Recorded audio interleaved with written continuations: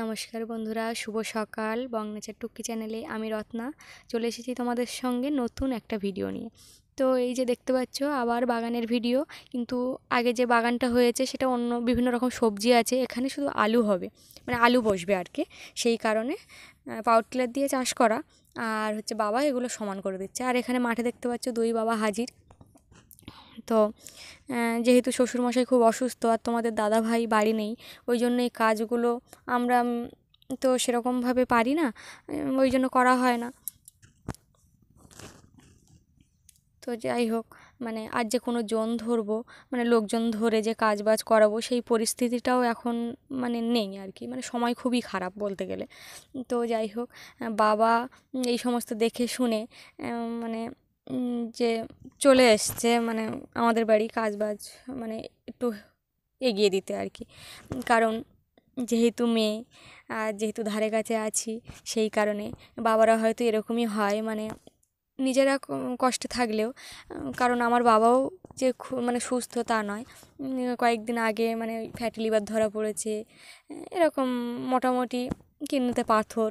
তো যাই হোক, ওইভাবেই তো সবার তো এই গ্রামের দিকে সবারই করে খেতে হয়, তাই সবাই টুকটাক করে মোটামুটি করে খায়, মিলেমিশে একসাথে সবাই মিলে একসাথেই আর কি।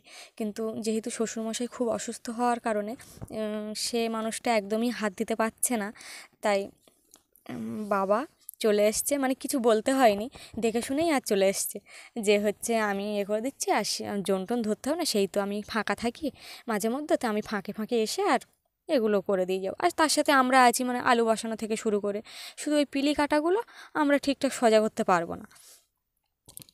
আর তোমাদের দাদাভাই তো বললাম বাড়িতেই নেই, কাজের সূত্রে বাইরে, তো সেই কারণেই। তো দেখো বাবা কাজ করছে বলে, আর হচ্ছে একটু সে মাছ কেনা ছিল ফ্রিজে রাখা ছিল, সেইগুলো দিয়ে রান্না বান্না হবে। আর একটা তরকারি চিংড়ি মাছ দিয়ে হয়ে গেছে, পালং শাক আলু দিয়ে।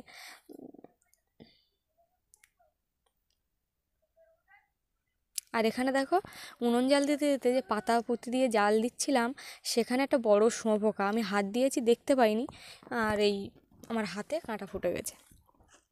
তোমাদের সাথে গল্প করতে করতে দেখো মোটামুটি দুটো তরকারি আমার কমপ্লিট হয়ে গেছে। এটা বড়া দিয়ে, মানে শীতের সময় যে বড়িটা দেয়, তোমরা এবার যদি মানে দিই অবশ্যই দেখবে। আর এখানে বসে আছেন যে নতুন মুখটা দেখতে পাচ্ছ, সেটা হচ্ছে একটা পিসেমশাই, সুদূর আন্দামান থেকে এসছে। হ্যাঁ, তো ঘুরতে এসছে। তো পিসেমশাইয়ের বাবা, মানে আমরা সবাই মিলে খেতে বসলাম খাওয়া দাওয়ার পরে। আর এই যে দেখতে পাচ্ছ হলুদ রোদে দিয়েছি, একেবারে বেশি করে কেজিখানিক নিয়ে এসে একটু রোদে দিয়ে নিচ্ছি। রোদে দিয়ে নিলে কিন্তু ভালো থাকে আর কি, মানে জিনিসগুলো যে কোনো জিনিস রোদে দেওয়ার জিনিস হলে। তো তারপরে রান্না বান্না খাওয়া দাওয়া সব কিছু মিলিয়ে আমরা শেষ পর্বে এখন চলে এসেছি বাগানে।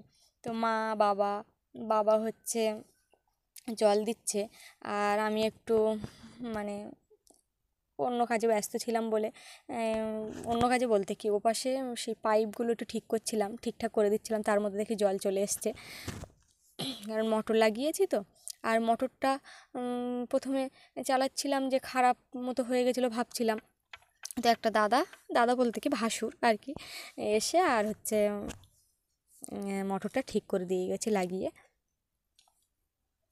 তাই এই বাবা আর আমরা দুজন, মানে দুজন মিলে, মাও আছে এদিকে, আবার কাকাটা ধান তুলবে আমাদের উঠোনে, সেই কারণেই হচ্ছে মা একটু ব্যস্ত ওদিকে আর আমরা দুজন এখানে। তা বাবাকে আমি বলছি তুমি ওইগুলো আর যে সার দেওয়া বাকি আছে যেগুলো, সেগুলো তুমি দিয়ে নাও, আর আমি হচ্ছে জলটা দিয়ে দিচ্ছি বলে আমি পাইপটা নিয়ে নিলাম। আর বাবা এদিকে আসছে, দেখো সার দেবে এবার।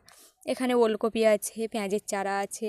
যেহেতু আমি তোমাদের ভালো করে দেখাতে পারছি না, কারণ আমার ফোনটা তো যেহেতু এক জায়গায় বসানো, মানে কেউ তো ধরে দেওয়ার লোক নেই, সেই জন্যই আমি তোমাদের ভালো মতো করে নির্দিষ্ট জায়গাগুলো দেখাতে পারছি না। তো এই যে দেখো এখানে সার এনেছিল কী কী, সেখানে সারগুলো দিয়ে দিচ্ছে। এবার মাকে কী সার আনতে বলেছিল মা শুনতে পাইনি, অন্য রকম সার এনেছিল, তাই একটু বাবা বলছে ঠিক আছে তোমার আর আনতে হবে না, আমি হচ্ছে এই সার দিয়ে দিচ্ছি। আর এই লেবু গাছটা, তার সাথে একটু জল দিয়ে দিলাম। আর লাল শাকগুলো এতদিন খাওয়ার মতোই হয়ে যায়, কিন্তু কী বলবো, জল টল তো ঠিক মতো দেওয়া হয় না, না ওই জন্য মোটরটা যখন তখন যদি ঠিক মনে করতাম তাহলে মোটরটা লাগালে জল দেওয়া হয়ে যেত, কারণ বালতিতে করে করে কত জল দেবো, যত দিচ্ছে তত টেনে নিচ্ছে মাটিতে। আর এখন শুষ্ক ওয়েদার, মানে সে আর হচ্ছে না, তাই বাধ্য হয়ে এই মোটর খাটানো, কারণ অনেকটা জায়গা, জল তো অনেক লাগবে। আর বেগুন গাছগুলো একেবারে ডুবিয়ে দেওয়া হয়েছে, মানে একদম জল জল করে দেওয়া হয়েছে, যাতে এখানে 1 সপ্তাহ মতো আর জল না দিতে হয়। তো এই হচ্ছে। আর তার মধ্যে কিন্তু আলু যে এখন দিয়েছিলাম, তোমাদের আগে দেখিয়েছি ভিডিওতে, আলু মানে জাঁক দেওয়া হয়েছে আর কি, মানে কি বলে, যাতে কচগুলো বেরোয়, তো সেই কারণে। তো এখনও বার হয়নি আলুর কলাগুলো বা কচ, যাই বলো না কেন। তো ওই জন্য আর আলু কাটা হয়নি, না হলে বসানো হয়ে যেত হয়তো আজকালের মধ্যে। তো দেখা যাক কবে বসাই, যবে বসাবো তবে অবশ্যই তোমাদেরকে মানে দেখাবো, তোমাদের সাথে শেয়ার করবো এই ভিডিওটা। তো এবার আসি, একজন বন্ধু আমাকে কমেন্ট করেছে যে আমাদের বাড়ি গরু বাছুর আছে কি না। তো সত্যি বলতে আমাদের বাড়ি গরু বাছুর ছিল, কিন্তু এখন এই মুহূর্তে নেই, কারণ অতি বৃষ্টির কারণে আমাদের গোয়ালঘরটা এক সাইডে ভেঙে গেছিলো। তো সেই জন্য কখন কি হয়, তো একটা নতুন গোয়ালঘর বাঁধা হয়েছিল গরুর জন্য, কিন্তু সেই গোয়ালঘরটা এতটাই ছোট যে গরু থাকতে পারছিল না, আর ওদেরও কষ্ট হচ্ছিল। নতুন করে আবার গোয়ালঘর বাঁধা, অনেক কিছু সমস্যা নিয়ে, আর গরু দুটোকে বিক্রি করে দেওয়া হয়েছে। তো আর সেই গোয়ালঘরটার ভাঙার ভিডিওও আছে, তোমরা দেখলে বুঝতে পারবে, কারণ ওই গোয়ালঘরটা কখন কি দেয়াল পড়ে না কি তার নেই ঠিক, যে গরু বাছুরগুলো যাতে ভালো থাকে সুস্থ ভেবেই কিন্তু গরু দুটোকে বিক্রি করে দেওয়া হয়েছে, এটাই। তো বন্ধুরা, আজ এই পর্যন্ত, আবার দেখা হবে পরবর্তী ভিডিওয়। আজ তবে আসি, সবাই ভালো থেকো, সুস্থ থেকো, সাবধানে থেকো, টাটা।